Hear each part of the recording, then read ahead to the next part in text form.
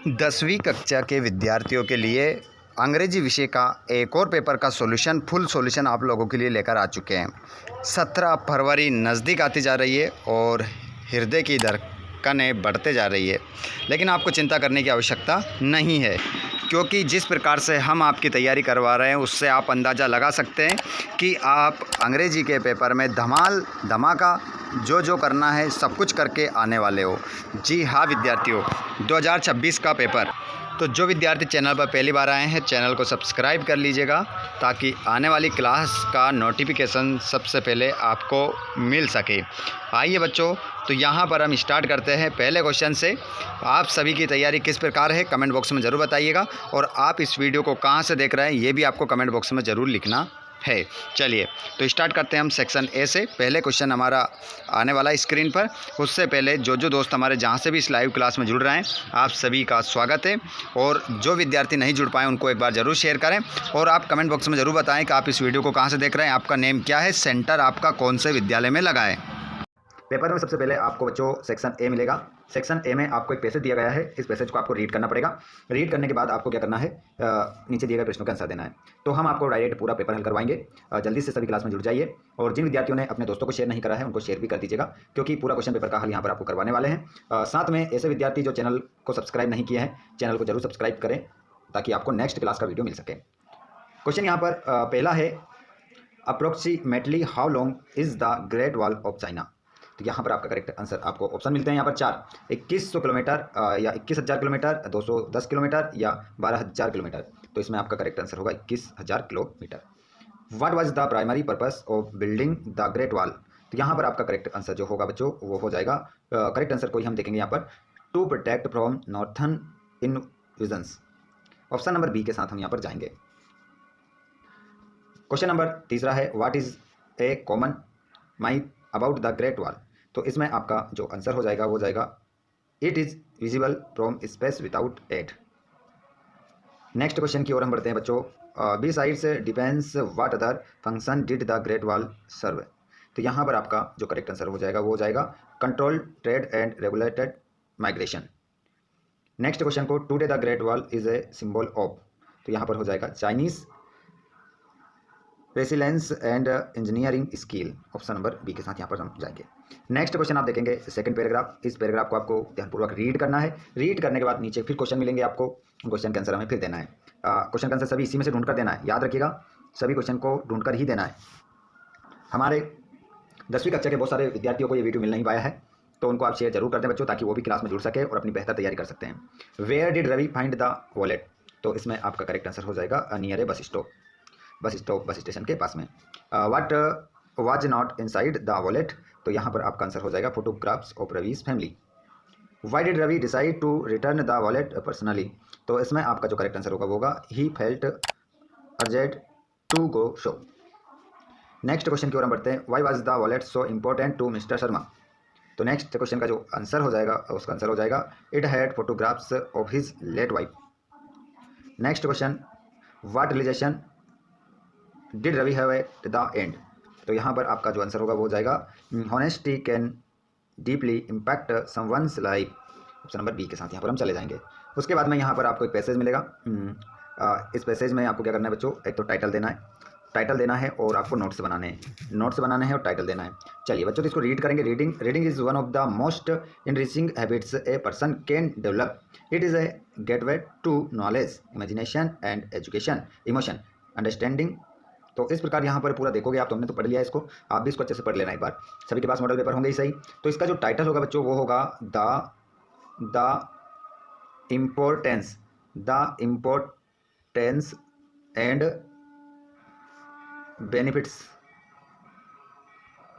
Benefits of reading. And इनको हटा देता हूँ, रीडिंग। इस प्रकार आपका आंसर हो जाएगा। उसके बाद में यहाँ पर आप एक एप्लीकेशन लिखेंगे बच्चों। आपका नाम क्या है, दीपा। लड़कियाँ लिखेंगे दीपा और लड़का लिखेगा दीपक। और आप गवर्नमेंट हाई स्कूल राजगढ़ में पढ़ते हैं, Madhya Pradesh. Write an application to your principal for full fee concession. Fees माफ करना है, पूरी फीस माफ करने के लिए एक एप्लीकेशन लिखना है। चलिए तो इसका आंसर बता देता हूँ। ये रही एप्लीकेशन आपकी। यहाँ पर जो डेट है वो जरूर नीचे लिखना है, क्योंकि यहाँ पर लिखा गई है वो, to the principal government high school Rajgarh Madhya Pradesh. Subject application for full fee concession. Respected sir madam, it is state that I am Deepa, या आप दीपा लिख सकते हैं। I student of class, your class आपकी क्लास का नाम यहाँ पर लिखना है आपको। In your esteemed school, my father is a, तो यहाँ पर mention father's occupation is daily wage worker, यहाँ पर आप अपने फादर जो भी हैं जिस भी पोस्ट पर है उसके बारे में यहाँ पर लिख सकते हो, इसलिए यहाँ पर लिखा नहीं गया है।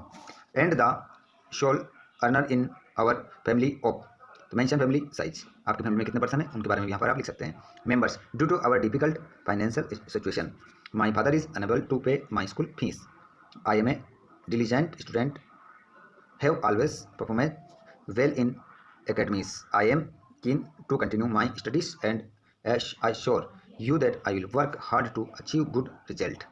Therefore, it is my humble request that you kindly grant me a full fee concession so that I continue my education without any hindrance. यहाँ पर आप लिख सकते हैं thank you, you are obediently, आप नाम लिख सकते हैं, लड़का है तो दीपा लिख देना, लड़की है तो दीपिका, आप अपनी क्लास का नाम यहाँ पर लिख सकते हैं, रोल नंबर आप यहाँ पर अपना लिख सकते हैं। चलिए, ये हमारा आंसर हो गया। उसके बाद आगे बढ़ते हैं। यहाँ पर आप देखेंगे निबंध, तो यहाँ पर जो इंपॉर्टेंट निबंध है आप लोगों के लिए वो इंपॉर्टेंट्स ऑफ इंग्लिश के बारे में आप लिखिएगा, और value of games and sports, निबंध तो आपने कर ही रखा होगा, उम्मीद करता हूँ, तो यहाँ से आपका बन जाएगा। उसके बाद में यहाँ पर एक इमेज देखिएगा, इस इमेज को देखकर हमें क्या करना है, एक पैराग्राफ तैयार करना है लगभग 75 शब्दों में। आपको क्या दिखाई दे रहा है यहाँ पर, इस इमेज को देखकर आप क्या क्या दिमाग लगा सकते हैं, क्या क्या विचार कर सकते हैं, वो यहाँ पर आपको बताना है। चलिए, तो यहाँ पर इमेज को देखकर मैं कुछ बता देता हूँ टॉपिक आपको। यहाँ पर देख सकते हैं, तो आप क्या सोच सकते हैं, इतना ही विचार कर सकते हैं। The family members are engaged in various leisurely activities and older man is comfortably seated on a sofa reading a newspaper while a woman sits beside him enjoying a cup of tea.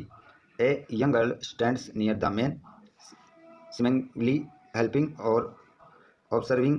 Another girl is seated at a piano playing music, and a third younger girl is sitting on the floor engrossed in a book. The room is warmly decorated with wooden furniture, plates on the wall, and a framed picture creating a peaceful and domestic atmosphere. A small dog is also present near the sofa. The overall scene suggests a quiet, relaxing evening where the family is enjoying each other's company and personal hobbies in the comfort of their home. इस प्रकार आप यहाँ पर इस picture को देखकर answer अपने लिख सकते हैं। उसके बाद में प्रश्न नंबर 7 का आंसर हम देखेंगे, fill in the blanks how students are present today. तो यहाँ पर आपका आंसर होगा मैनी करेक्ट आंसर हो जाएगा। I want to purchase HMT watch, तो इसमें आपका एन हो जाएगा। खालिस्तान आई टेक यूर पेन, तो यहाँ पर आपका हो जाएगा my. He has many players, तो यहाँ पर रिटर्न आपका आंसर हो जाएगा। The meeting will be held Tuesday, तो यहाँ पर आपका आंसर होगा on. He could not come to school, he was ill, तो इसमें आपका विकास हो जाएगा। भोपाल इज लार्जर गवलियर, तो इसमें देन हो जाएगा। इस प्रकार यहाँ से ये आंसर होंगे आपके। उसके बाद में डूअर्स डायरेक्ट, ये सभी डूअर्स डायरेक्ट यहाँ पर आप स्क्रीनशॉट ले लें। यहाँ पर देखिएगा, इसको तो हमें जमा के लिखना है, अरेंज करके लिखना है, और यहाँ पर चेंज इनटू इंट्रोगेटिव, तो ये निर्देश के अनुसार हमें सो दैट का प्रयोग करना है। Combine the sentence using who, तो यहाँ पर आंसर ही बता देता हूँ डायरेक्ट, है ना, ये देख लीजिएगा इनको। ये इसको अरेंज करके लिखेंगे, तो arrange the words to make a meaningful sentence, तो इसका बन जाएगा children were playing football in the park. Change into interrogative, तो क्या होगा, हैज़ डेविड टेकन कॉपी। आगे change the sentence into present indefinite tense, तो द टीचर्स इंग्लिश, और यहाँ पर rewrite the sentence using so that, तो he is so weak that he can not go to school. उसके बाद हम आगे देखेंगे 5वां वाला, combine the sentence using who, तो the boy who has won the prize is my friend.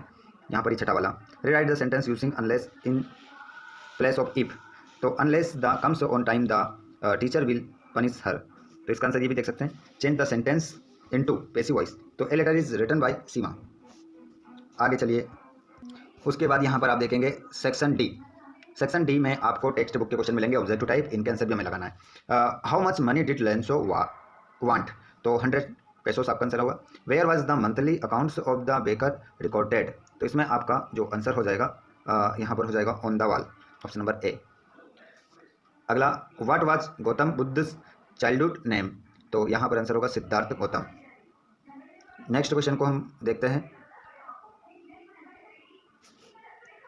What did the crow shake on the poet, तो इसमें आपका आंसर होगा डस्ट ऑफ स्नो, आपका इसमें आंसर हो जाएगा।